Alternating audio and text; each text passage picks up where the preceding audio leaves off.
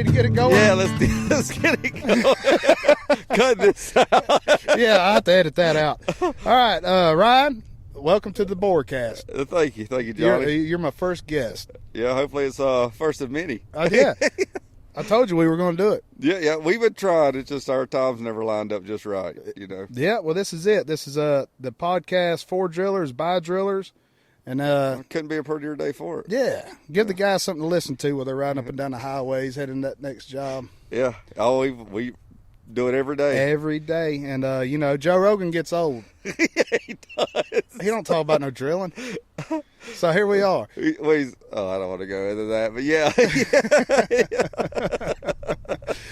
But all right, well, you were a Pioneer 1, so tell us about yourself. How long you been drilling? I started drilling when I was 18. I started down in Jacksonville on a small rig, TT4X Technologies.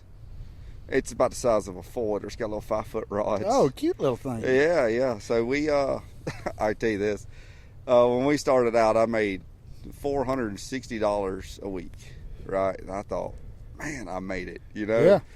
And if we hit 1,500 foot a week, and then we can count if we pull 2 twos, it would count as a $100 bonus if we hit 1,500 feet with that rig. So we were getting 1,500 feet come hell or high water. You know what I mean? 5 foot at a time. Yeah. Baby. After taxes, you'd get $550. You know, she's like, yeah, that was a good week. But I had to ride down there every day with Mark. You know, that's when I met Mark through his stepson. I was probably 15 or so. And then I went to work for him after that. I sprayed pine trees for a year or two before I started drilling. Okay. So, and then after that, it's just been like a whirlwind of, I don't know, good decisions mixed with bad decisions that take you to where you are now, I guess. Life? Yeah. 08 hit, and then, you know, they shut down. We were actually drilled out. And the inspector come on the job site, and he said, you need to pull your rods back in. He was crying. And because they were losing their jobs also. And I've pulled drill rods back crying before. Yeah. But he come out, he said, we can't, we had we was pulling 4-inch that day. I'll never forget it. And we said, we can't just go ahead and pull this in. We're literally, the head sticking out of the ground. We were hooking it up. He said, we don't know if we got enough money to pay you. He said, no, you this is it. So we pulled the rods back out, loaded up, and that's when I that's when I started drilling rock, honestly, after that. I believe. Yeah, I did. I started drilling rock because then I took a break from it. We went up to Ocoee, Tennessee. You know where that's at? I ain't got a clue. It's right north of Dothan, I think. Georgia, Dalton, Georgia. What's the one north of here? There's a bunch north of here. What's the one with the carpet factories? That's a Calhoun or Dalton, maybe? Dalton. Yeah. Just north of Dalton over there. And we started working for Greg Wilder there. And did that for a while. And then I went back down to Jacksonville. And that's when I left him and went to Hinkles and McCoy. Yeah, a lot of drilling. Yeah, well, it gets, I can go on about this story for quite a while. Well, let's tell them about who you with now. I'm with Pioneer. I'm with Pioneer 1 now. I've been here 6 years, 5 years. Now, for those out there that don't know, what is Pioneer 1? We manufacture air hammers for HDD industry. We also have a line of fluids out, and we are in the process of the manual breakout wrenches. Mm-hmm. We have our own style coming out, and we already do the hydraulic set. Now they are PTAL wrenches, but we have the pump for it. I got a set. Yeah. They work great. We've been on many jobs where nothing else would break them. They do work good. They work. The main thing that we're looking into is I think the new update that we may do on that is a lot of customers have been requesting putting a gauge on them. Yeah. So I think we're gonna make it to where the new ones will have it, and then we'll offer a gauge for the existing ones. All right. Well, let's talk about your air hammer. Yeah. Now, I've run one once or twice. Yeah. But for those out there, what is an air hammer? What's the benefits of an air hammer? What's it do? So an air hammer allows you to carry on through any types of rock, whether it be, slate, chert, limestone, granite, even cobble. It doesn't matter. We'll make it through. I think the only thing that stopped me so far is a guardrail on the side of the interstate. They ran me right into it. They located it right into it. They don't like drilling steel. No, they don't. The steel will stop you. Yeah, but my God, if it's rock, you just call Pioneer 1. Right, yeah. So as long as it's rock and it's, Mother Nature made, we can get through it. Now, Yeah. I mean, I'm obviously the harder the rock, the more time it's going to take to get there. But, our flagship of our hammers is going to be our 3-inch. It's a die-hard little hammer. Well, before we go into specifics on the hammers, what's the benefits of having an air hammer versus like your traditional mud motor? The mud motor, the equipment alone that you've got to have to run that, you've got to have a big enough rig to even put a mud motor on it. Got to put out gallons per minute. Gallons per minute, yes. You're looking at, even the small ones are, I think, 90 gallons a minute now. Yeah. And they're not going to drill all that quick and no. hard And rock. then they have what's called a drift. That's where you locate, and then the hammer the mud motor could be 15 foot long. Yeah. So when you get your steer, you're not even finding out how much steer you got till 15 foot later. Yeah. Right. It could have took a hard right, and you won't know it until 2 hours when you finally catch up. And then on top of that, you usually got to have a reclaimer, and then a reclaimer is going to circulate your mud to pump the mud back down to the hammer.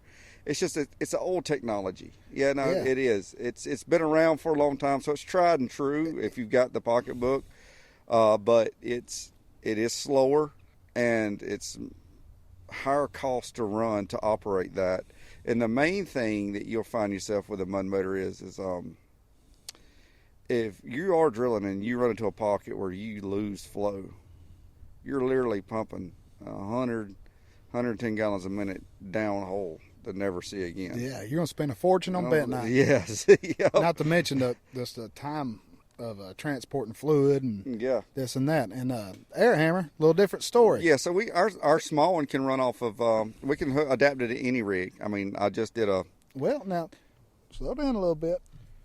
You got to rent an air compressor or go pick you up an air compressor. Yeah, you do need to get you an air compressor. So you get you an air compressor, you hook it up to the drill. Very simple plumbing. It does not take a rocket scientist to hook it up. Right.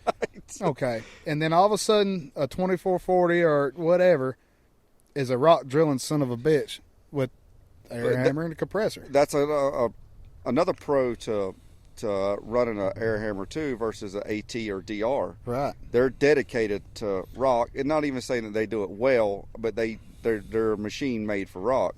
Now you can drill dirt with them, but it's a lot to do that. Well, you can convert it over, but there's still a lot of wearable parts accepting wear. Either that or you got to replace your whole basket from one to another, and then if you don't, you got to buy that piece that allows that inner rod not to be pushed or sitting there just slopping around at the end, right? Yeah, it's expensive equipment, and most of the time it's not beneficial to wear out a dual rod machine drilling for dirt prices typically. Right. And the air hammer, you just throw it in the truck and it's ready when you need it. Yeah. Oh yes, it's really. I mean, like I said, it's not a lot to just house it if you don't need it. Right. It's it's an oiler with 2 hoses and a hammer. That's it. That's all you're looking for. And the hoses just come with the hammer. So you already have everything you need to run except for a compressor. And you guys can provide a package. Yes. Air hammer, extra bits if you want it, hoses, oiler. You got an environmentally safe oil for the oiler. Yes. I've heard of some other people who say, "Hey, get you some 80-90 gear oil in it." And that it works, but not the most environmentally friendly. And we do that at your own risk. At that, yeah, do it at your own risk. And, EPA will have a field day if they find out. I think diesel fuel is another one they used to run back in the day. I've heard those legends. I've never tried it. Right. I don't think I'm going to. I think that was a little bit before me. Yeah. Well, as far as our drillings go, our fluids are definitely our oil. It's all rock mineral oil. It's all biodegradable. Even the bucket itself is biodegradable. Believe it or not, if you left one out in the weather long enough, you'd find out. I got a couple around here. Yeah, go try to pick them up. Yeah, don't let them sitting out in the sun for a couple years. But and so I've been buying from you guys for years. I've tried the competition, and then when I swapped to Pioneer 1, there was no turning back. And there's a couple pros I'd like to mention. And the first one is y'all's customer service. I mean, you guys pick up the phone when I can call you Sunday on 9 o'clock. You're going to answer, and you're going to help out. And shout out to Mark Kelly. He has been the most helpful individual. He's probably forgot more than I know. Yeah, he's a sharp guy, and y'all are an asset to anybody who deals with you. Really, right. We try to be. That's the the hammer kind of speaks for itself, but everything else falls on us, right? Yeah. We can't make the hammer do what it does. That's on the driller himself. That hammer's got one job. Yeah, it's the hammer. And everything else comes with us teaching, being there for them when they need it, having sympathy. If somebody's going through a hard time, if you can't relate to that, how can you help them through? If we didn't run these hammers ourselves, like for demos or come up with a drilling background, I couldn't have the knowledge to help that person. That's something. So y'all are drillers. Y'all are not some sales guy who read the brochure who got just turned loose in the field to try and sell stuff. We were drillers first. You're drillers. Yes. You know your product. And another thing is when a customer buys a package, you come with it for a period. Right. So tell them about that. Yes. When you buy a complete system, it comes with, we generally say 3 days of training, but we'll stay till at least that first bore's done. Yeah. Or at least a week. And then just because we leave that first week doesn't mean we won't be back to kind of help you out. If there was something that we didn't get across the first time, or if you need more help, we'll be back out. Yeah. Ain't no big deal. Because it does take some training. Yes, it does. The main thing that I usually have to go back out, or I get a phone call, it's almost guaranteed, is the sawn tubes. Yeah. Did I do this right? Did I put it's a tube. Just a basic assembly of it? Yeah, just putting to make sure they got it clogged right, make sure that the small tubes inside there with the springs just right. They want to make sure it's seated in the housing. It's a small learning curve, but it's not rocket science. It's not. It's really not. But if you think about what you have invested in it, yeah, you don't want to mess it up. Yeah. Right, it's not. I mean, rock is going to be expensive wherever you go and it's compatible with all your major locating systems. Yes, all except for one. Okay. The only one that we're running in an issue with now is Subsite. Nobody runs them anyway. Yeah. It's not even the. Sorry, guys. It's not the old Subsite. It's the new one. Oh, it's just a new design that y'all are trying. Well, no, it's their new M17. I think it's called. Oh. It just. I don't know. We don't know what's going on with it. Like, I know it's Bluetooth is how it reads off of, and as soon as you put it in our housing, it goes haywire. I don't know if it's because we got a thicker housing or something like that, yeah, or what it is. But they was like, no, you got to take the battery out, and you've got to sync it to this housing, and it'll work fine. And we did that. And the only reason I'm saying that is because I literally just come off of a gentleman over here in Georgia. And then I had another gentleman over in Alabama. We had the same issues, and we went through multiple sawns with both of them. That's interesting because we've never had the first issue. We slap a battery. Now, we do run the better batteries. Now, we don't go putting 2 energizers in there. We actually buy a good... Yeah, so that's the buy once, cry once Supercell battery. Yeah. Throw it in the sun. And well, I will say that Caleb called me the other day, and he's doing rechargeables. Yeah. And I told him that they do. I have ran them. Lasted a couple days. It did. Yeah. He's supposed to call me and never did. Yeah. Rechargeables probably need to stay in the dirt. Okay. Because I told him, I said, I think they'll do good for like short shots. Yeah. But they tend to not want to hold their charge. They were on their way to punching out and the battery died. I was like, well, yeah. I think I should have just bought the Supercell. Right. Worthy experiment, though. Yeah. And, but we know. But but far as we can adapt to any rig. On the market, there's not a rig that I've run across. There's only one that I will not put one on. Not saying we hadn't ran it on there, but I won't do it again. Yeah, and that's a Toro. Well, you don't see many of those around. I know they're an oddball, but they're hydrostatic. They're a hydrostatic, kind of like your lawnmower. Yeah. So if you're going up a hill, you've got to give it full throttle on your lawnmower to get up that hill. There is no barely leaning on it. You got to get full throttle to give it moving and then let off to carry on. Same with that rig. You got to give it all she's got at first and then try to find out that, and then you end up light hammering. And I mean, I've wrecked a hammer. Yeah. Well, but anywhere else, it's a badass tool. I mean, it really is. We have done some really impressive shots with y'all's air hammers. I put ours against anybody. Yeah. Without a doubt. It's a bad boy. And I'm going to tell you, I ain't going to name the competition, but we did a job a couple years ago in Alabama, and we were drilling down a steep-ass hill, and we had to just 12 o'clock the shit out of it to get back up. And it was tough. And we couldn't do it with the competition. Talked to you guys. Y'all said, ours will turn. Is this what I told you to lean on? Oh, lean on it. And I'm talking, we know what we're doing. This is not rookie air. With just the tightest little carves, most strategic turns we could do, and we might get a percent and a half in a 10-foot rod, and we just couldn't make the turns. And we got y'all's in there and learned to lean on it a little bit, and that some bitch will turn. Right. And I mean, we would go down these hills and just and nail it and come right up the other side in a very, very tight radius, and it did it. I think I'm probably rougher on our stuff than about anybody, right? I like to put them through their paces. Break, bleed, or blister. Yeah, so I want to find out. Yeah, I want to find out where the weak point is. And to the point that sometimes it kind of benefits to my advantage because I just know just how far I can push this thing. Yeah. But I have the opportunity of, like, if I do break it, I mean, I can fix it. Yeah. You know what I mean? So, but I wanted to know if there is a limit, or what it takes to get this thing out, or sometimes you'll be drilling and it'll start making a funny noise, right? Yeah. It doesn't sound like it has been. Well, I'll carry on, right? As long as I'm still advancing forward, I'm going to keep going, right? The main thing that I think scares people is when it does start doing that. Did I break something? Yeah. Did something go wrong? No, I think the formation has changed.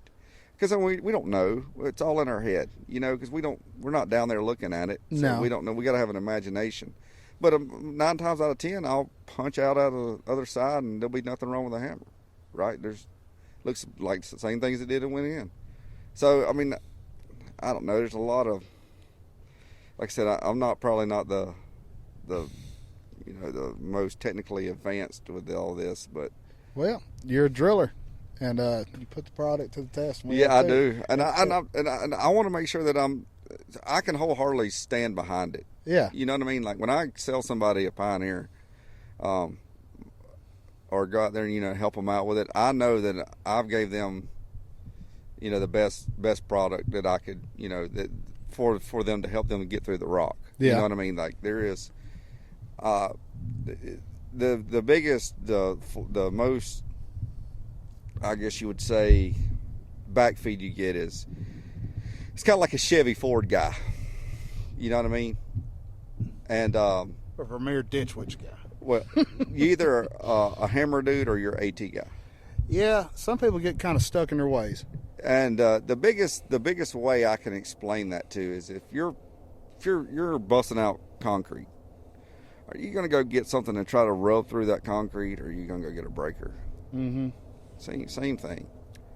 You know what I mean? It's the same thing. Like if you're going to get something to try to rub through that rock, no, you want to get something to hammer through.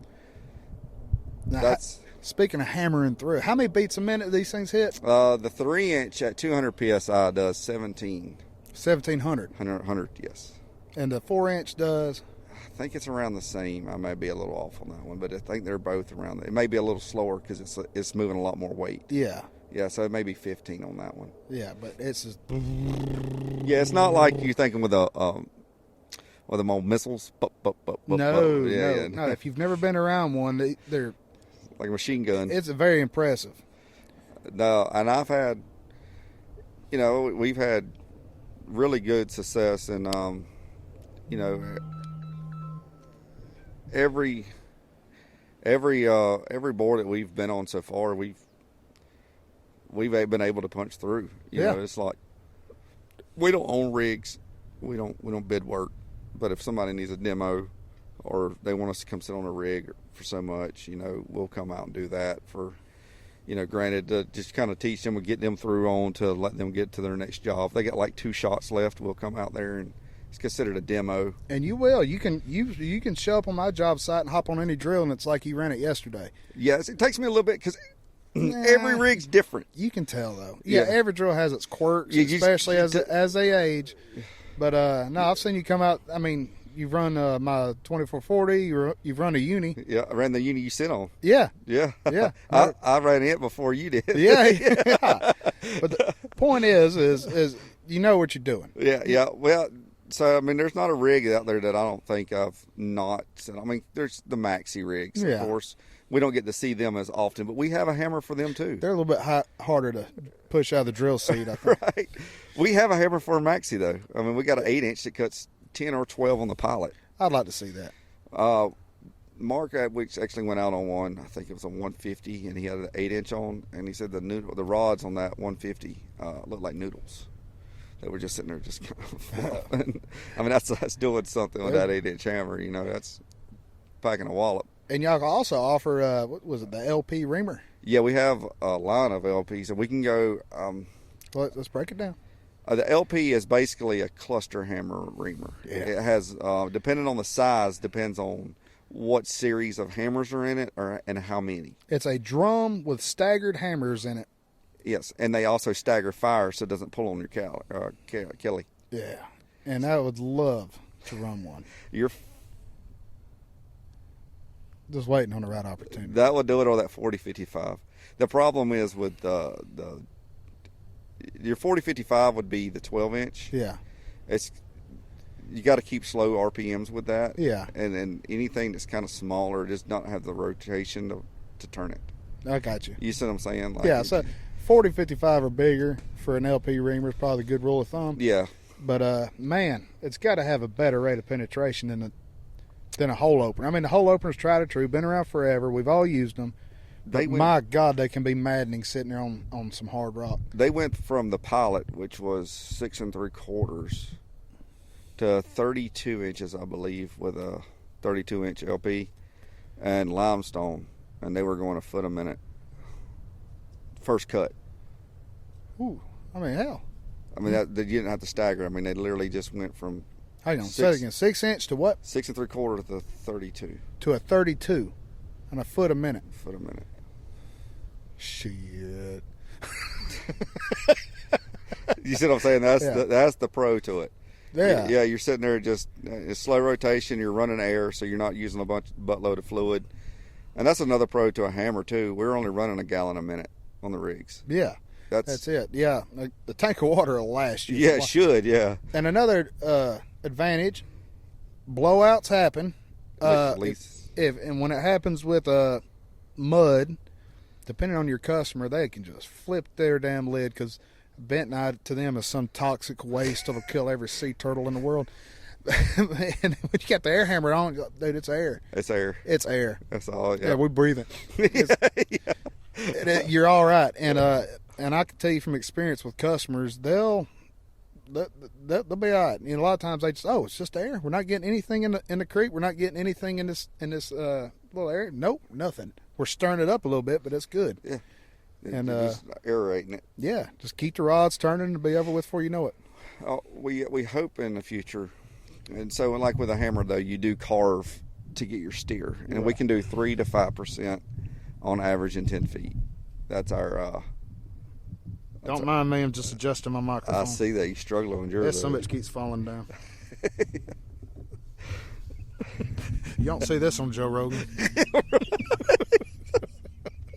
We need some of that scent bomb. Yeah. Well, whatever he does over there. But the main thing that I see far is it's not near as expensive to operate a hammer as it is the competition across the board. Oh yeah. And you can have it. You can have the same hammer run on multiple rigs. Right, so if you've got, and the only thing you've got to change is the adapter, where we call it a crossover. Yeah, crossover sub. Yeah, So, like, if you have anywhere, so a 3-inch goes good for 2022 to 2440 or 4055. You can put a 3-inch on a 4055 too. Yeah. Just pushing it, because them rods are so stiff. That'd be good for a road shot or something. Yeah, short distances. But if you have any of those rigs in between, that hammer can service all those rigs, right? Mm-hmm. If you got one crew over here, if they're all trained, they can, pass around that hammer. That's a good pro to have. Yeah. At least it gives you the option. If you got 3 crews running and one of them might hit rock, you just have the hammer, the crossovers, and You don't have to bring a whole other rig in, right? Yeah. You just tool him back up, let him go. yeah, absolutely. The 4-inch, it goes good from the 4055. You can put it on the 2440. The only downfall to putting it on 2440, I mean, it runs great, is because it actually gives you a lot of room for cuttings to come out. Yeah. Is we recommend the hydraulic tongs with the 4-inch system, Yeah. just because to get it better torque up, and they won't. The style that we have now, hydraulic tongs, will not fit on it. The 2440 rods, they're just too small, but they will fit on, and it's just a pain that you got to swap over to manuals to take the hammer off. That would be the only downfall. Yeah. But other than that, it does great. Well, I mean, we keep wrenches, and we got Y'all got pile of tools. But we've run into situations before where it was something in the rock it almost polished the steel of the hammer where nothing would grab it, and that's when I bought your hydraulic tongs and bust it right loose. ripped them right off. And there's nothing more frustrating than spending 2 hours out there trying to break something loose when you have good tools and you know what you're doing. And I've had that happen to me. Yeah. Where like I've went through the rock and it come out and it'd be shining like a diamond, Yeah. coming out like you just sandblasted this thing, and it was just so smooth that Was it in Alabama? they didn't want to grip. That's where we was. It was a struggle. You talking about And that? then we called y'all, and dun dun dun dun, here y'all come. We have a way. We were going to get you lined out one way. We had a bit. I don't know if you ever got it, that Blue Max. It was a more expensive bit, but it was supposed to. We got one, but I can't remember what we did with it. You may still have it. No, we put it to work somewhere, Did you? but I can't remember. I can't remember where. That's for the most extreme conditions. Like normally you wouldn't need nothing like that, but apparently over there where you are, that's kind of notorious for that. Now that I've heard of other drillers going over there, and they've run into the same deal y'all was going through. It was a rough area. High silica. Yeah. So. That's why I say you pet him once. Oh, he just loves you. But far as our system goes, we have them in stock. We have parts in stock. We can airdrop it to you, overnight a part to you. If I'm in the area, I'll drop it off to you. And I've called you before. And I said, man, I'm in a bind. We wore out a bit. And you're like, where you at?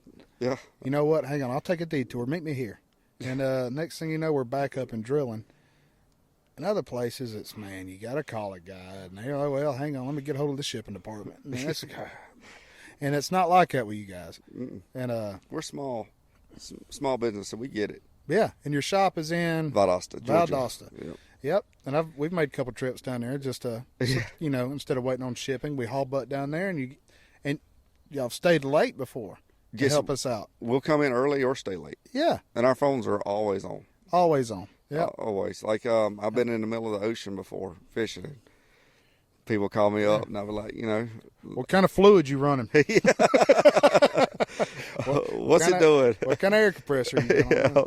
Tell me about it. That's the main thing. So usually if something goes wrong downhole, I'll stop and look on the outside, make sure everything's good on the out part, make sure everything I've got going, I got air coming out. I've got, everything's pumping right. The rig's still, just nothing's blown off. Everything's still running. And then if the hammer still does not act right, I'll pull it back out to make sure everything's still, good on it. Yeah. The number one thing that causes, so the issue is bit shanking. That's a thing, but we really don't have that issue anymore. No, you don't. I'm not going to mention the name, but there was another hammer where we just flung bits off pretty regularly. It was a main failure we had out of it. And then when we bought y'all's, we noticed the actual neck of the, where the shaft of the bit.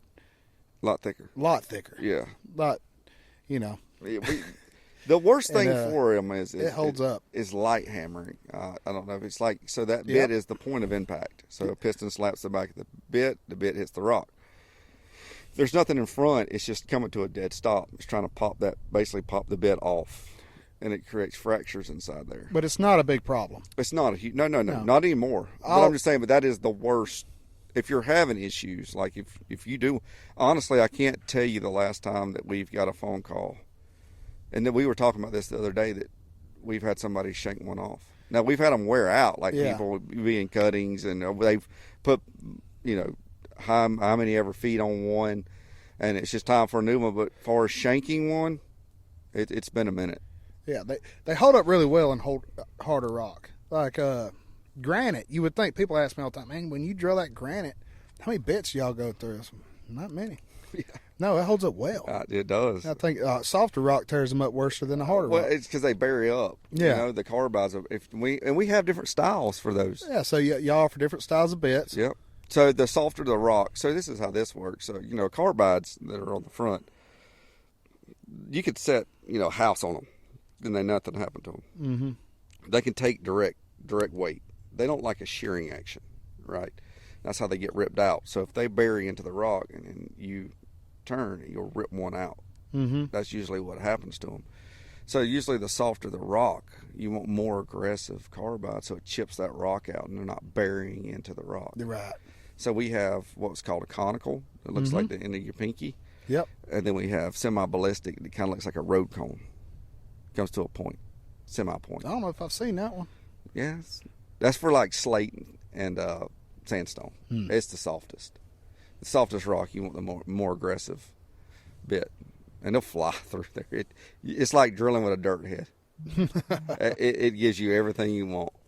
So the last time I ran one was actually Jasper, Alabama, and I was just going around utilities with an air hammer. Yeah. So it was working really well. But there's times that the hardest rock I've been in through was probably Hendersonville, North Carolina. That's the hardest? It's the hardest I've seen. It was like an aqua blue granite. Ooh. Rod times? About an hour. Okay. What size hammer? It was a 4-inch. Okay. How long was a rod? 10-foot rod, 15, 20? Yeah, 10 foot. But still, an hour-long rod and the hardest rock you've ever seen. I heard that rock was 50K. 50K PSI. Yes. Breaking. Yeah. Yeah. For those who don't know what the hell that means. Yes. Yeah. I heard it. That's how hard that rock was. Now I don't know. I didn't see the test or But anything. still, an hour rod. Yes, it was. Some of them would be hour 20. Some of them would be an hour. But on average, you're. If that's the hardest rock you've ever encountered, and that's your rod times, that's pretty badass, I think. Yeah, that was. Throw a mud motor at that, you're gonna be put up a mailbox. Right.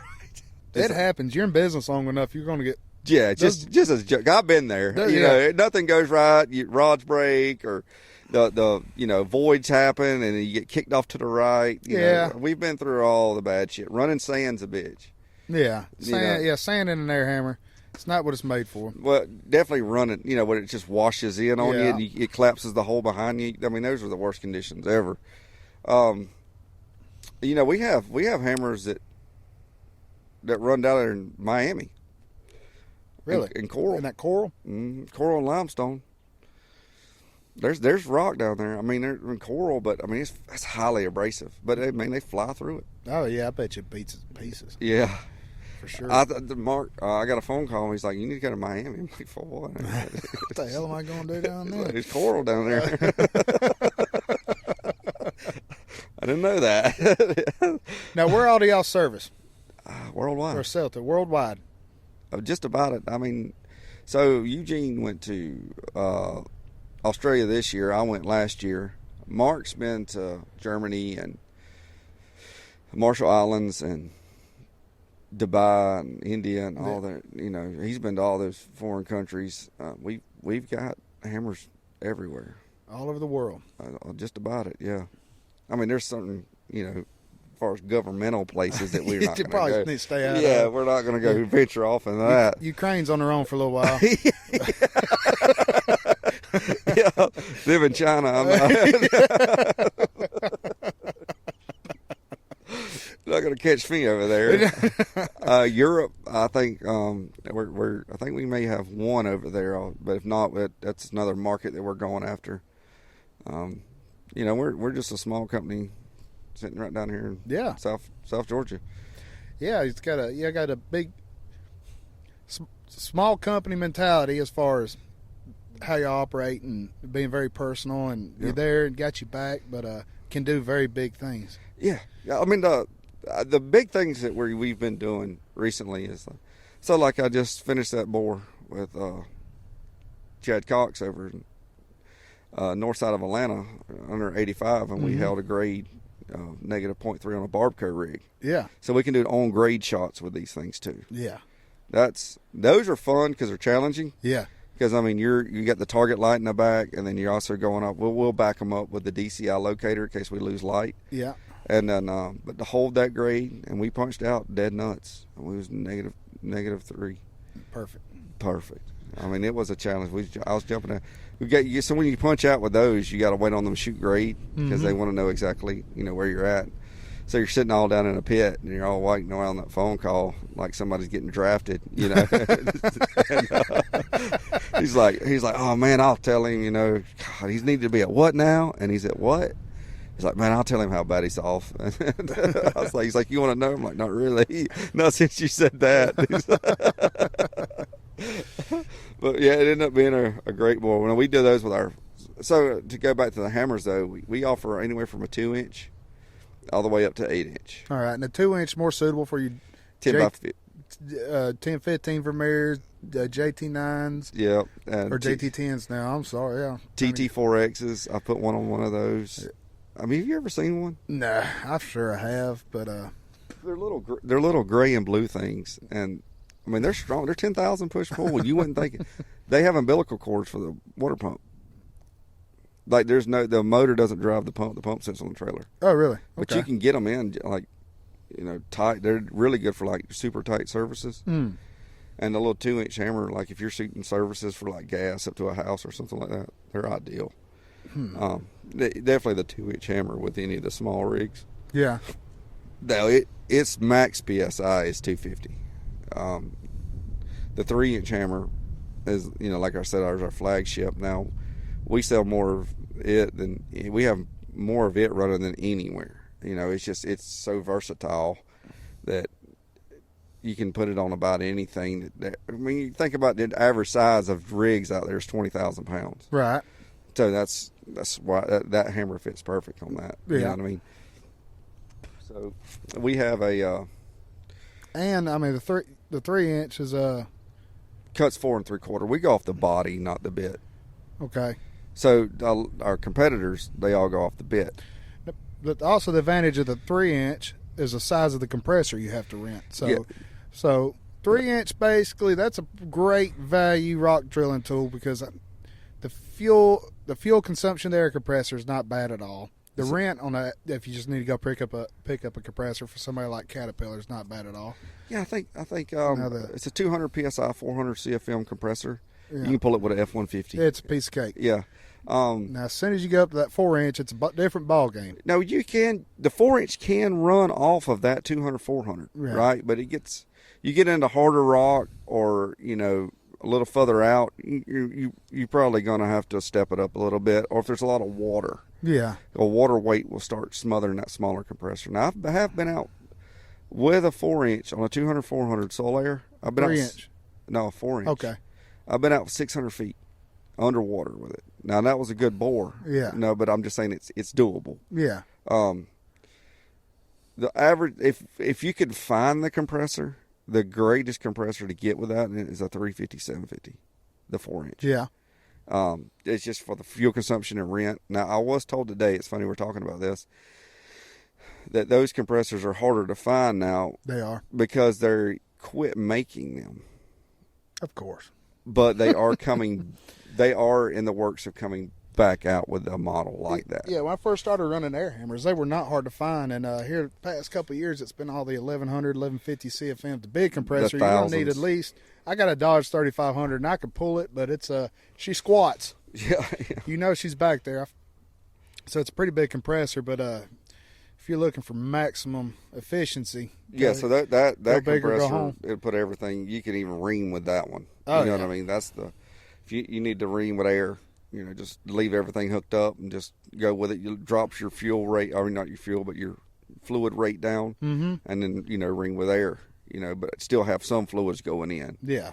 That way you're not sitting there having to flood out your hole and everything else like that. If you're just sitting there, definitely if you're struggling to get water. Speaking of water, one of the main things that people, need to watch out for too is don't pull out of creeks or ponds.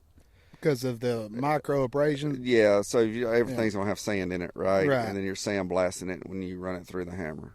And that's also the same thing with bentonite. All bentonite has sand in it. Yep. At least 2%, or below. But they do have sand in them, and you hit it with high pressure. Now you can. So there's a catch-22 to bentonite. All right, so we're talking about running bentonite through an air hammer. Right. You don't want to drill with it. You don't want to drill with You don't it. want to. You don't want to have your air and your fluid running.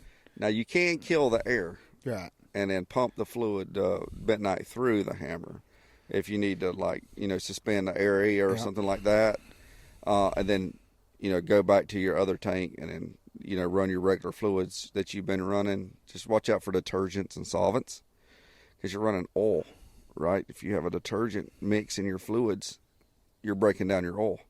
Solvents also, it's the same thing. Hmm. Did you know about that? No, I didn't know that. See? I know I called you here for a reason. That's what causes something. that's what causes pistons to break. So if you're having a run of pistons breaking and they're scarring up on the side, but you're look, I'm using oil. Yeah. That's the culprit. That's interesting. Because it's got in there a lot of your some of the Pro Actions. Yeah. Kool-Aid in the bag that they used to have out. I don't know if they still do it or not. I haven't seen it on the shelves anywhere in a while. That was one of the main ones. They also, you remember how if the Pro Action stuff would turn black in a tank if you set it there for a while? Yeah. Or if it had bentonite in it, it would turn black. Yeah. Let it turn black on a piece of steel. Let's see what it does. Huh. It pits it immediately. It's mind-boggling. I don't know what they had in there, but it was some serious stuff. Like, definitely when it turned black, I watched it. I mean, it brand new hammer. It pitted the snot out of the inside of it. Really, just something in that additive. It was just sitting in there, and I wiped it off, and you can see where every black dot was on that piston. But with the air hammer, let's say if you're a ways out and maybe a sandstone or something where you're getting the heavy sand cuttings and trying to clog up in your hole, you can't just say, hold up, turn your air off, pump some bentonite through it. Blow it back out, And burp it. Burp it, yeah. Let that air just. You don't want your piston to be in there hitting. Like you're trying to drill. You just want to pull it off bottom, let her flow, throw a little bentonite, a little bit of air, and then let it carry your cuttings out because nothing does it like bentonite. Well, yeah, rock will humble you. Oh, You yeah, know I'm what I telling mean? you. Like, yeah. you're not going to pack rock. So if your hole gets kind of tight in sand or dirt or soil, whatever you want to call it, you're just going to kind of push it out of the way, right? There's room to give there. Rock, there's no room. No. Stuff's got to come out for something to go in. You know what I mean? There's no option. It's like stacking shit. You can only put so much in there. It's that's the main thing. Definitely, if somebody's getting into rock, is to teach them that the ways of whatever you knew about dirt. I want you to bottle that up. I want you to throw it in the woods and let's forget about it. Yeah. Because everything we're going to do now is complete opposite. Yeah. The only thing that kind of stays the same is just the operation of the rig, but we're going to slow all that down tremendously. Yeah. 20 RPMs a minute, and then we're going to listen to the hammer. I don't even want to look at the gauges. Yeah. I listen to the hammer. It tells me what it wants to do, and I watch to see if it's penetrating good. If it's not, I'll push harder. If it doesn't do that, I'll back off a little bit. Just find out where it needs to be, and then watch it walk in. It definitely takes an operator, not just a joystick or a cowboy. Yeah. Don't. Well, I don't know, man. We've done all right.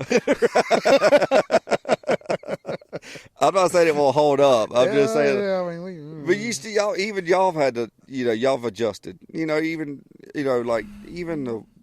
the ones that were real aggressive. I mean, y'all are still just getting it through there. Yeah. You know what I mean? But I'm talking about like far as if it's hung, don't try to rip it out. You can't just, go in there and just brute. I went cowboy. I didn't mean it as like, a backhoe operator just ripping and tearing. You have to have finesse. Yeah. In a way. That's a good word for it. You know what I mean? There has to be some kind of finesse with it. You're almost playing an instrument. You are, right? Because it's a dumb entity. It's got one job. That's the hammer. Right? Everything else is on us. How it goes, where it goes, what depths it's going, because he don't know where it's at. Yeah. It's still. So, I mean, it's just one of those things that if you got, any kind of background in it, drilling, that it'll humble you. Mm-hmm. That rock, not the hammer. Oh, yeah. Yeah. It will. Yeah. Yeah, you could just keep throwing money at it, it's still not getting nowhere. Yeah. Well, I love the rock drilling, though, because once we learned it and got good at it, we were harder to compete with. Yeah, yes, and it gives you another notch in your belt. Oh, yeah. And, we could do the shots other ones couldn't. Yep. They hit rock. Oh, God, I've heard it a million times. The real hood couldn't get through it. And it's dun-dun-dun-dun, here we come with our Pioneer 1 hammer. And the problem with that is when they call you, they needed it done 3 days ago. Oh, yeah. Yeah. How fast you think you can get done with this? I don't know. I don't even know what I'm looking at yet. It just depends on the rock. Yeah, that's going to be the tell-off. She determines whether we make it through today or tomorrow. Because that's a good thing, like time. So if you take, let's say, a 2440 and a 4-inch air hammer, or a 4055 4-inch air hammer, I rate how hard a rock is by how long it takes to drill a rod. That's a good. And most of the time, a granite, I'm talking Stone Mountain, Georgia granite, we can drill 10 foot in typically 45 minutes. Yeah. And that's a great rate of penetration. Where a softer rock like a shell or a sandstone, shoot a shot a day. Oh yeah, I mean, there's been times where it was rock, but we just buzzed right on through it and looked like heroes. Abrasive rock, like explode almost when you hit it. Mm-hmm. Those are the ones you can really get through. Like you're not going to rub that. It needs that punch to blow it out the way. Those are the ones that the hammer really shines through. And the ways you can tell those out a lot of times is, say you drilled a 500-foot shot out in 2 days, right? Mm-hmm. And then you put a reamer on. And then you sit there for 3 weeks. Yeah. You see what I'm saying? Or a hole opener. Yeah. Because it's fracturing as it's coming through. So you're basically rubbing it in a way. You know what I mean? But it doesn't have that explosion like when that hammer was, hitting it. Yeah. That's a good way that I can determine. That's the thing. We could talk about the past. We can talk, where we're going. The future. Where we're going. Yeah. So we're wanting to come out with. We've been working on a hammer that rotates by itself, so that'll do away with carbon. Okay, so for those of you that don't know, if you have an air hammer on and you're drilling, all right, it's time to bring it up. You got, let's say, grab 2% of pitch. You put it at 12 o'clock and you rock it left and right. Yep. Left and right. Now, how much left and right just depends. It takes finesse, takes a little practice in each formation of rock, see what works for you. But y'all, that's why you say it takes finesse and it requires an operator. Yes. But y'all are developing a system, a hammer that will rotate. Well, we actually, when you say rotate, you mean the bit rotates. The bit rotates. The bit rotates, so you can hold it stationary 12 o'clock and push, and you'll have the penetration rates of an air hammer with the simplicity of mud motor. Right. Just have to, when you push in, pull back out, and then your rotation that the drill will do will actually go down tremendously too, because it's already the bit's already rotating. So you're barely turning that rod now. Yeah. Because it's spinning too. So now you're double spinning that bit. Yeah. We've taken one out and we did the bore with it. I want to play. Of course, it was, it was a prototype, so it was big, small pins there, here, all over the place. And there was just things that we didn't like. We don't want to send a product out that we're not happy with. Yeah, you're not going to send out your experiment right. or your something that's not finished. You know what I mean? Just to get it out there, it's not going to happen. Work out the the kinks and the bugs, right. and then it's ready to go out on the market. So, then, but that'll be an exciting piece of tooling there. Yeah. So, maybe in the future that would be something, that we can come down. Of course, all that takes time. Yeah. It's not, we're a small company, so it's even slower. We have to, we don't have enough manpower to dedicate one dude to that. If we did, it would probably go a lot quicker. But we all wear different hats. You're too busy helping your customers. We do like so. I mean, you'll be going to one place a lot of times, and something to come up, and they'll want to postpone. And then, like, by the time you turned around to go somewhere else, you've already got a phone call. Hey, man. Yeah, scheduling's difficult. Yeah. You think you could be here? Like, 2 weeks. That's I'm booked up, but that's me. So there's 3 of us. So just because I can't get there doesn't mean somebody else can't. So we all have our own customer list. Like everybody's our customer that owns a Pioneer hammer, but we do have ones that usually have their own. There's three techs in the field at all time. 4 if we need one. He's the owner. He'll still come out and do whatever he needs to do also. That he will. Yep. And I think he prefers to be out in the field now that he's been in the shop. So. Yeah. But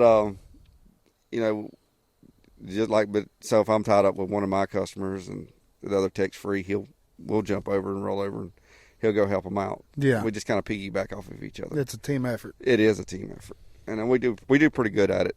There's always room for improvement. Yeah. Always. We don't want to be lax with it. Because we can always get better, and that's what we're trying to do. We had meetings. We're going through meetings now to see where we can improve everything. Well, you guys have been a hero to us more times than I can remember. And that's the stories we like to hear. Because if a company does good, we do good. Yeah, and I know a lot of contractors who just like me. They swear by you. Yeah, that's ironically it's not a lot of times it's not so much the company, it's the guys. Yeah.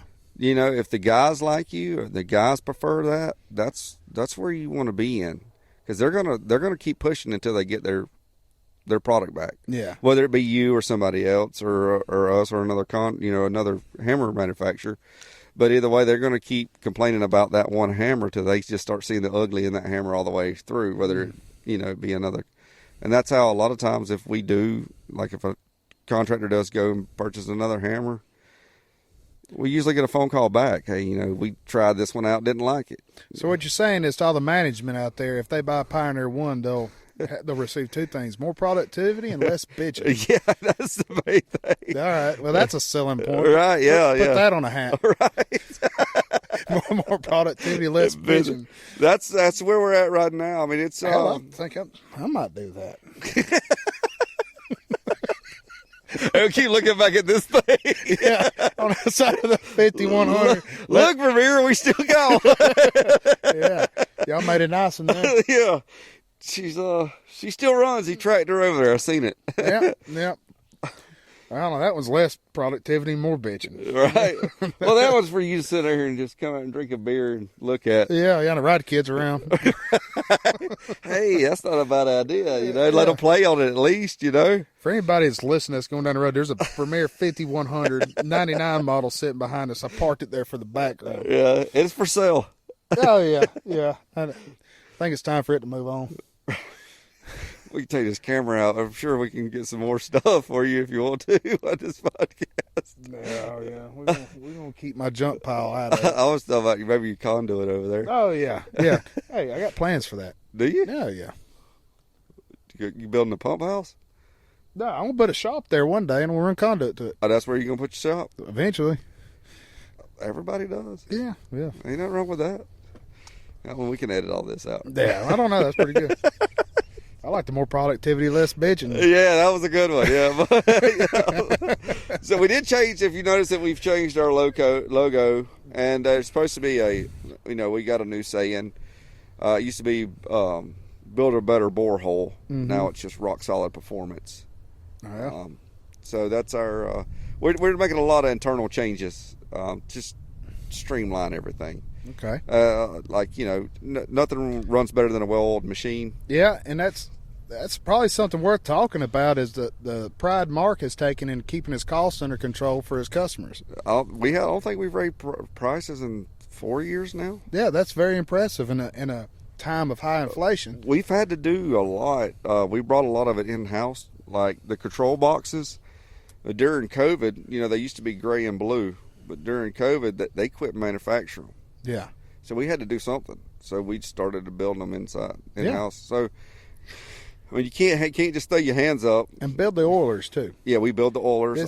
This is not from China. All of our stuff is American made. Yeah, okay. Maybe some. No, all of it is. Yeah, all of it's American made. And if we need a machine, you're safe from tariffs. Yeah.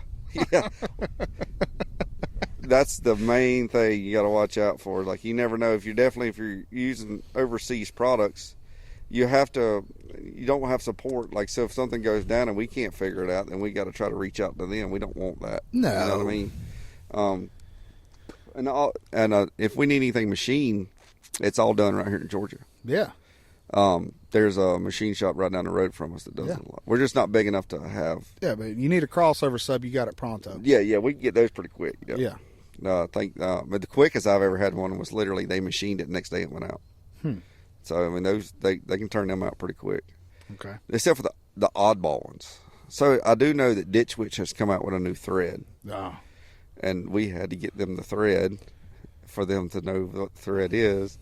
So these rigs are evolving, and we have to evolve with them. Yeah. Because we're not part of the manufacturing process with, so I hadn't even set on like the new D24s yet. So I haven't plumbed one. So I don't know what that's going to entail. I don't know what all they've changed on them. It won't take you but about 10 minutes. Probably. Yeah, it can't be no worse than what they used to be. You know what I mean? Because the hard pipe and all that, you get there. But the thing is, you don't know it's changed until you see it. You know what I mean? They won't tell you. They won't make. They'll make the announcement. This is the new features, right? But they don't tell you the changes they made under the hood. Yeah. That's the thing. And then so like there's a D28 coming out. I've been told. Now I'm probably getting off script here. No, you're good. I don't know if it was like it's just all through the driller, barbershop pipeline. Mm-hmm. And that's going to be replacing the 2440. It's going to be hard to retire that model. That's been a tried and true drill. Well, I mean, I heard it's the same. Like I said, this is all speculation and hearsay. That the 2440 could always do 28. I believe it.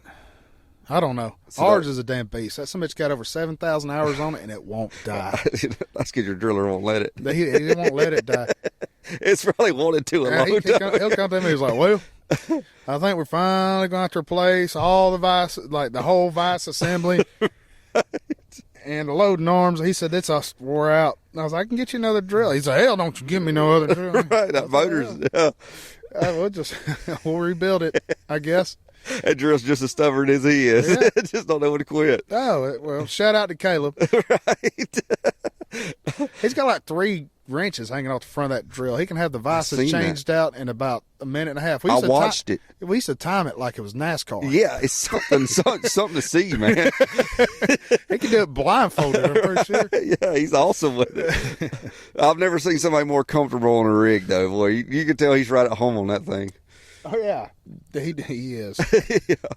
He's not happy unless he's sitting there pushing rods in. Yeah. And he does it, too. And he's done it. He took y'all's 4-inch hammer and did a 1,000-foot rock bore with it for the 2440. Yeah. That's a pretty impressive shot for that size of machine. That's solid rock. Stretching its legs out. And it was conduit stubbed up on top of the hill. He was scratching the conduit pretty much when it come out of the ground. Oh, really? Right on the damn money. He got off the drill and went, those are the ones that we keep going back for. Yeah. That's why we stay in it. I was like, I think that'd have been easier with a bigger drill. What do you think? He's like, you probably right. Yeah, he got it though. Yeah, that's all that matters, man. He got it done. And then you get to the, so people like Caleb, they make this job fun. Yeah. You know what I mean? Because you can go out there and, how's it going? I got this. Why don't y'all do this? And he keeps reminding, like, we're wearing them. He stayed on me about these hats. You know, and I'd go in there and complain about these hats. But it's the little things that, like, everybody that tells me, you know, won't y'all do this? Won't y'all do that? I promise you. I go back and I tell that when we have meetings, that's the first things I bring up is this is what they're saying in the field. So, like, we've made another change that we are now offering carts with the oilers. Okay. So, like, little things. Which, let's be honest, they're made out of aluminum. They're not heavy. They're not. Compared to the competition, man, they are not hard to pick up and throw in the back of a truck. Yeah, they're not made out of steel, and they're non-pressurized. They're not pressurized, so your labor can add oil as you're drilling. Yes. And you hear it back there. Psst. Yep. Yeah. But talking with you that day, and I was asking you when we were sitting there drilling, and I was like, would you like a cart with these? And you was like, well, yeah, I would like a cart with mine. Yeah. And it does make it nicer, right? We're all looking for, so it's not so much that it doesn't weigh a lot or nothing like that, but everybody wants convenience. Yeah. And it does make it convenient to be able to just roll it around versus picking it up. It takes one guy versus two. Right? You can pick it up by yourself, but it's awkward.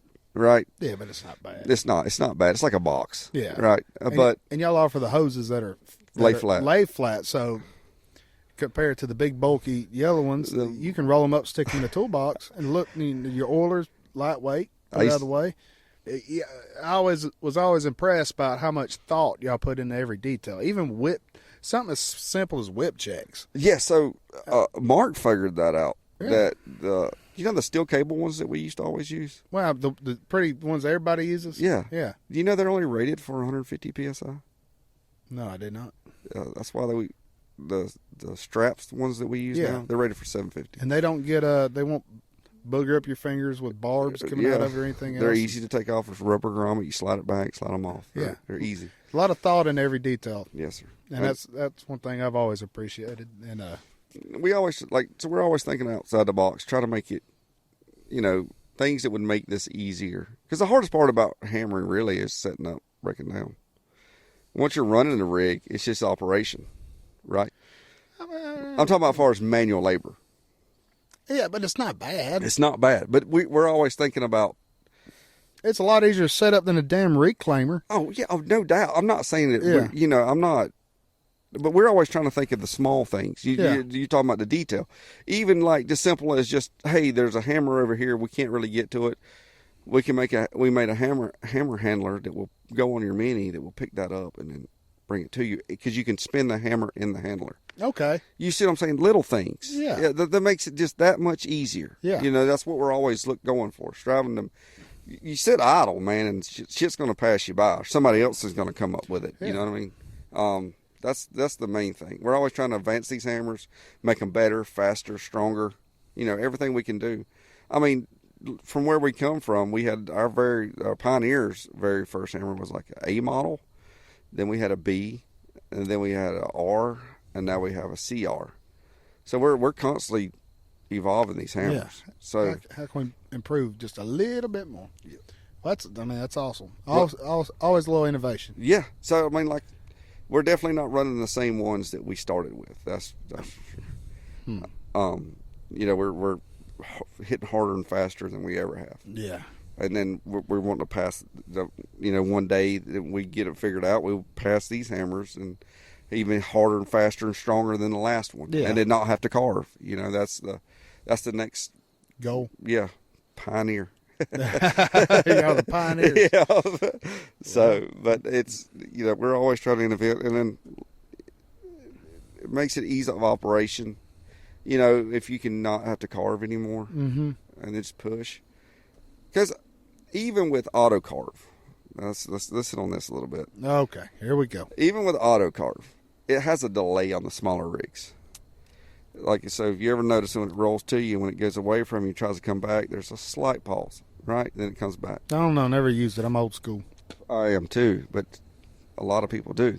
And I know you can kind of tell when you go on a job site if that's what they've been using. And it's usually your younger generation that's come up on rigs that already had them. Yeah. That really depend on them because they didn't ever have to get into hard dirt or clay and then have to work that rod to get through there or anything because we didn't have auto carve when we first started, right? None of that was. No. Yeah. I learned on something like that. Yeah. So you didn't have none of that. And so we're kind of, the auto carver create it always makes it, when you try to roll back into it, it makes it a little more aggressive to try to rotate out that turn. Do you see what I'm saying? Like, I call it a lip. Mark calls it an oblong hole, right? Because when you're carving, you kind of off carve a little bit, right? So it's not keeping it doesn't give it time to keep that lip going, in my mind, right? And if I can off carve a little bit, I can knock that bottom out and keep going further and further and get better steer. Yeah. And that's all technical stuff I'm getting into now. Just stuff that I run into that. That'd be better to explain to people in person, I think, with a hammer in front of you. That's one of those things. It's you got to see it to know what I'm talking about. Yeah. You know what I mean? It's an easy fix. You know, it's not nothing, because I'm no rocket scientist by no means. And if I can go out here and do this stuff, surely anybody else can. Yeah, somebody. You know what I mean? Because I'm not no grand, master driller at this. I mean, if I can do it, I mean, it's not hard. You just kind of got to just take your time and figure out what you got. You know what I mean? We can work through it. I think you're more competent than you realize. That's not this. It can't be this hard. Look, buddy, we're drillers. You know what I mean? I mean, at the end of the day, we're punching holes in the ground. I don't know. I meet some guys out in the field. I don't know how they crunk up their damn machine. Damn, here I go. Mama stood too close to the microwave. It nicked me. They's licking their windows on the way to the job site. No, there's some people out there, but I'm talking about anybody with any kind of common sense. I know it's not so common no more, but it's still like you can pick it up. It's very teachable. If you're an operator, yes, a true operator. If you're an operator that can run equipment, you can handle an air hammer any day of the week. It's not. Yeah, like I said, I'm not. If you can't run an excavator and you've been on it for a couple of years, you probably you might want to stick to I want to stay away from rock, shoveling dirt. Yeah, but that's I just don't want to overcomplicate it. You know what I'm saying? Because it's not. This is nothing. We're really talking about like tips and tricks to kind of make it easier. Yeah. And this thing is not hard to operate. Yeah. It's not. It's really it's just slow operation, fast. That's the word I'm looking for. It produces faster and rock. I mean, you're only going to get through there so fast, right? And depending on the rock. Yeah. Unless you got a C4 or something like that, you want to blast it and dig it, then go ahead. Still probably going to take you longer because then you got to dig it out and then blast it and hammer it. But I mean, as far as the hammer goes, it's been a privilege to be out here and sell it and work with people, and definitely guys like you. It makes it fun. You could be having a bad day or something like that, and like go over see you guys and be like, what's going on, man? Just kind of shoot the shit and see it we're operating, and it just makes it still fun to come out and do this thing. Yeah. I always like the challenge, and there's plenty of that in rock drilling. There is. That's in general, right? So, and here's another thing is, if you call yourself a rock driller and you got a tri-hawk on, that's not rock. That's hard dirt. That's some pebbles. Because I've seen what tri-hawks do. I've seen them pull the boulder that it was rubbing on, and it literally was made a nipple back out to it. So oh yeah. Yeah, it makes a conical shape towards you because the teeth have cut the outside groove on it. I mean, they stopped there because that was actual rock at that point. And I've tried to explain that to customers because it drives me nuts. It's really, in my opinion, it's just a damn tool to make the customer feel a little bit better about you spending more time on something. Yeah. It's like, oh, you've got an aggressive tool, so it must be worth what we're going to pay to spend here a week and do. But yeah, I've hit rock before. Because a 3-tooth design, as it spins 360 degrees, it cuts on the outside circumference. There's nothing penetrating the center of that hole. No. If you're in true rock, all you're going to do, and then you make it harder because if you break a tooth off in there, don't go back in there with a hammer because then you've got steel on steel. Yeah, you're going to take a bit and beat the shit out of it and just pound that little sucker to pieces, knock carbides off. Yeah, that's the problem. The con with an air hammer is it doesn't drill steel. I tried. We tried, I should say. I mean, I know guys that I'll take that Tri-Hawk and I'll bounce around and they'll deflect and get through there. And that's good. Yeah, I'm glad you was able to get through there. It doesn't have its place, but it does have its place, but it's not the miracle worker, in my opinion, that a lot of people think it is. Yeah, it's made for hard ground. I've seen people drill hard clay with one, and it might rock, man. But we're getting to it. We're getting to it with this. It's really drilling this rock, and I'm like, man. And beating the shit out of the Kelly. You see your flow? Do you not see the? And the Kelly's sitting there flopping back and forth because they've beat the snot out of it. Yeah. You know what I'm saying? And that's $16,000 almost to replace one of those. Depending on the rig. And that's another good point that I've heard before I purchased an air hammer. I've heard people say, "Man, the air hammer will just beat the hell out of the carriage, and it gets hot and everything just starts going out." And we have not had that at all. There shouldn't be anything. The only thing you're getting back to the Kelly is percussion. Yeah, let's talk about that. Like the wear and tear on a machine. Running an air hammer versus I mean, with a railhead and hard ground, you're going to have your machine idled up all the way. You're going to have to anchor the son of a bitch down, hold it still, and get aggressive, and you're just wearing the hell out of it. To where on an air hammer, you really keep the machine idled down, or at least we do. All the way. This just at an idle. Yep. And just don't even anchor. Yeah, no, yeah. If you got to anchor your drill with an air hammer, you're pushing. You don't. Well, you're gonna mess something. Yeah, up. You pushing way too hard. Yeah, yep, something's going terribly wrong. It's you just let the hammer do the work, and it does. The way I not a lot of wear and explain tear on the machine. is once you put a air hammer on a rig, you're no longer drilling.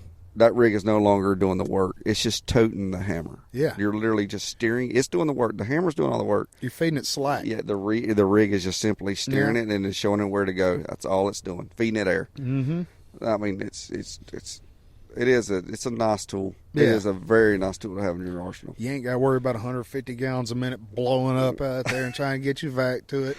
You what else you not have to? You ain't got to worry about that inner rod ting of a coupler breaking. Oh gosh dang it, start tripping back. Check everyone. Usually when it comes to the the guys ask me the pros and cons of ATs versus the hammer, and then I was like, yeah, but they both got their place. The hammer does really good and hard stuff, and the AT does good and softer stuff. And the hammer won't steer through dirt with it. No, it will. It damn sure will. It'll go right through it just as good as that AT or better. Yeah. I think they say that as a selling point. Yeah, I don't stop. The hammer doesn't stop when you hit something harder, right? That AT will stop. Now, I've been told, now I don't know what the truth is, that an AT rig will stall out at anything harder than 20,000 PSI rock. I ran a 100 AT for a year, and we were successful with it, but it would not penetrate as quickly as an air hammer, not even close. Yeah. And the inner rods on that system. Now, this has been a while now. It's been 8 or 9 years since I sat on that drill. But, yeah, if you were 800 foot out and all of a sudden you heard a ding. Figure out which one it was. Your inner rod torque fell. You're like, gosh almighty. And it's the most frustrating thing. Pull one rod back, check it. Yeah. Pull back another one, check it. Then, yeah, it's nice not to have to deal with that no more. Yeah. I mean, I'm not here to judge or somebody's decision to buy one or anything like that. If it works good for them, by all means. If that's something that you've got something and I can't help you, and then you've had good luck with a AT rig or our competitor, then my hat's off to you. I'm glad you're doing well. I mean, I never have any ill will towards anybody running anything else. Yeah. Right. I wish I could, help you or be there to show you the difference, but I don't hold any grudges, definitely to our competitors. I mean, they're all out there trying to do the same thing we're doing. Yeah, that's it. They're just more guys like us. Yeah, they're just out there trying to make a living. And I do feel like I got the better product out of the deal, but I mean, they do too, Yeah. So, the only thing I can do is show you. Mm-hmm. But, we do demos to show if it, we'll come out and sit on somebody's rig, and we try to keep it between 100 to 300 feet. It is a paid demo because we're invested at this time. Yeah. I'm sure it's reasonable. But it is, and if they buy a system, it's free. Oh, you just knocked that off the system cost. Okay. Yeah, we don't even. The system cost is still the same, but but they don't owe for the demo no more. Okay, so that's completely Yeah. So, but anything we get out, somebody comes up and they're like, yeah, I want to think about buying this hammer. Shoot this creek. It's 500 and 600 foot long. And then we get to the other side. Nah, I don't think I'm interested. You know what I mean? Like, nah. That's happened. That's why we have to do paid. We got skin in this game also now, too. Oh, yeah. Yeah. So, regardless if you want the hammer or not, you've got a free hole in the ground at this point. That's what we're making. We're out here selling holes, not hammers. Man, people have some nerve, don't they? Yeah. I mean, I get why they're doing it. Everybody's toast drove a vehicle in the past, and did something and be like, oh. But you didn't drive the son of a bitch to Oklahoma.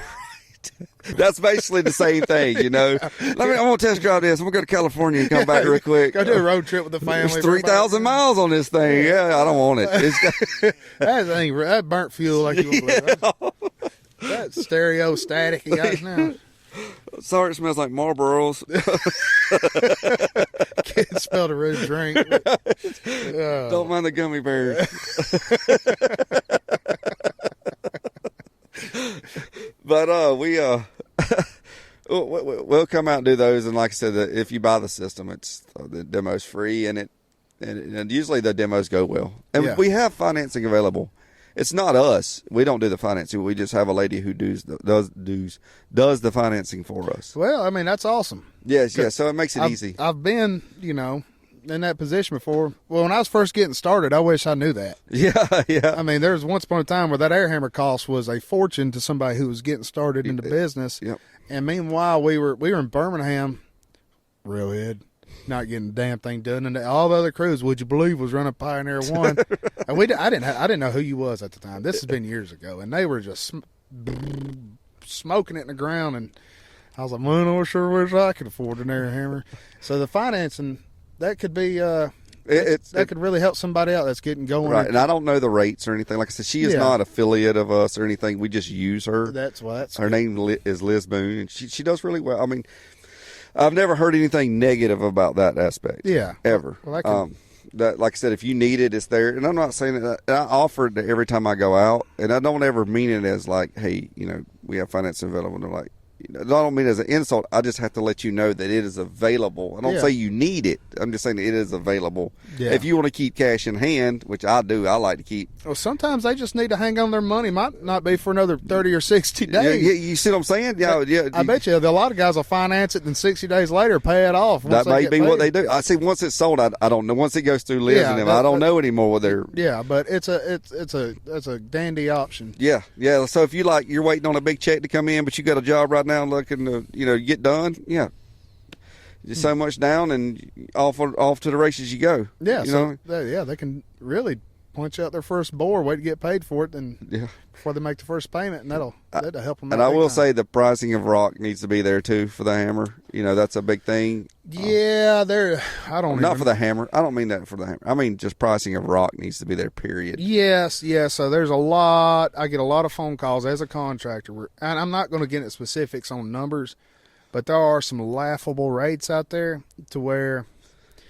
If you're a contractor, think about getting into rock drilling and you're not real sure, reach out to some folks and talk around, because don't think just because it pays quadruple what the dirt is that you're getting a good deal. Right.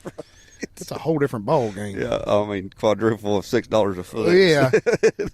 All right, I'll throw out one number. Yeah, I've gotten calls for $30-$40 a foot in the recent past, and I'm like, man, you guys have lost your mind. This is I remember dirt prices being that. Yeah, that doesn't make any sense. Everything's gone up, the prices have gone down, but yet we're still doing it. Yeah. That is just, I can't. That's the main thing that I look out for is somebody that's already, the price is not there for them to do it. Yeah. And then they won't, because then it already makes for an ugly relationship, because it's, the hammer's going as fast as it's going to go. We're not drilling 400 foot a day in granite. What's the problem, Ryan? Yeah, we ain't making money. So, well, look here, Jack. Yeah, he's like, man, this thing is not performing, and they've wrecked the hammer, so it's even worse now, or something like that. And it never works good now. I have seen a guy. Now, and this is my 5 years here. We made a pilot bore. It paid for the system 4 times over. Mm-hmm. just shooting out, and then he got extra for pulling the product in. Yeah. I mean, that was everybody walked away super happy. You know, the 9 times out of 10, the good ones go where I come out and do a demo, and that borer has already paid for that system. Yeah. You get what I'm saying? Oh yeah. Those don't come around as much as you'd like them to. No, but I can't control pricing. Yeah. But those are the ones that usually, oh man, yeah, you know that you just paid for my system. Like this is free now. You know, like perfect. And the next ones are start banking. Yeah. You know. And if you take care of it and you have a good operator and you don't just hit unordinary circumstances in the ground, because it's drilling, there's some stuff out there that's going to eat you lunch. I don't care what kind of piece of equipment you got. It'll happen. But most of the time, these hammers they will pay for themselves. And I like it because as a contractor, I can't compete with somebody who's got 10 guys out there potholing, and they're probably making crap wages on 1099s with faulty social security numbers, and you know. But as soon as rock comes into play, them guys don't stand a chance anymore. And they're and that's when we shine. They skip those. Oh yeah. A lot of times you can come in and there'll be 4 or 5 of those. A lot of jobs I go to that purchase hammers is like, yeah, they brought us in to finish up what was left behind. Yeah. Oh, yeah, I do a lot of that. So those are good bores. Yeah. I mean, because then you kind of set your price. Yeah. You got your kind of.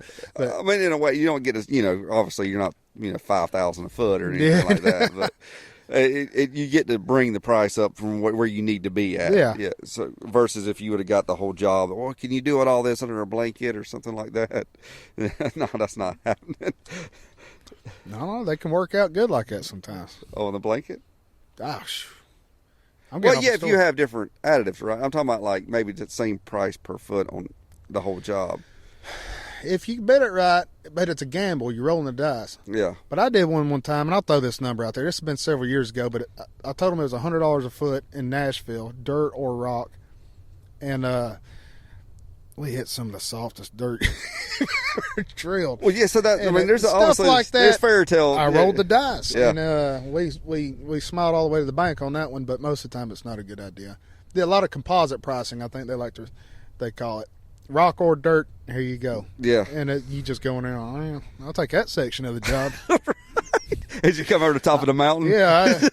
Or in the valley down there in between the mountains. Yeah. Oh, did I mention there's a town buried under here? Yeah. Good luck. I had to have one. Not a town, but a railroad. I've had a town. A town? It was somebody's basement. Yeah, we drilled through it. It was like an old house they covered up. The foundation was still existing, and they'd filled it all. It was a road. It used to be like old time. You know, like the town had burnt down and they covered it up. True story. Here comes the drill stories. Yeah, I mean, I'm just saying that happened. We were drilling. It got real loose. We were just regular drilling, and it got real loose. And it was like we dug it up, and it was eerie. Yeah, there was nothing there, but you know, it's just 4 walls. But it was crazy looking. Yeah, I've been downtown Mobile and drilling. That's a terrible feeling too. Like, what am I about to dig up? Yep. We've all had that happen. There's a noise. There ain't supposed to be that noise. And you start digging, and oh boy. I pulled back steel sheets on hole openers. We don't know. It was on an army base, so we don't know what it was. Steel sheets. Like maybe off of a Willis or something. Like a door. Like a hood. I don't know. It was stuck in between the roller. I ain't tell. We did one time in a park, and it was an abandoned landfill. That filled it in with dirt, and then we pulled back. Gosh, and there was clothes and trash bags, everything wrapped around the drill rod. Stunk. But we got it done. It's been a privilege to come over here and talk with you about this, and hopefully we can do this again. Oh yeah, well I'm glad you came. I've been putting off doing this for a while. I wanted you to be my first guest. Yeah. And we got some other guys coming, or you do? Oh yeah, I got a couple. I'm excited about, and I think it'll be good because podcasts. Everybody likes us to a good podcast, and there's none for this industry. Well, actually, Ditch Witch. I don't know if it's about drilling, but Ditch Witch is starting a podcast. So prior to me seeing that ad yesterday, I would have told everybody I'm the first one, but. Guess I have to settle with second. Well, I think you bought yours first.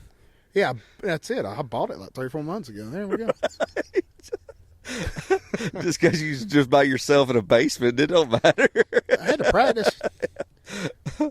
But no, it's hopefully it does good, man. No, we'll see. We'll see. And if we come out with anything new, I'll definitely come on back. Yeah. There's always something to talk about. Oh yeah, I can go on for days with this. Yeah. Well, all right, Ryan. Well, I appreciate it, man, and we'll see you next time. Thank you, John. See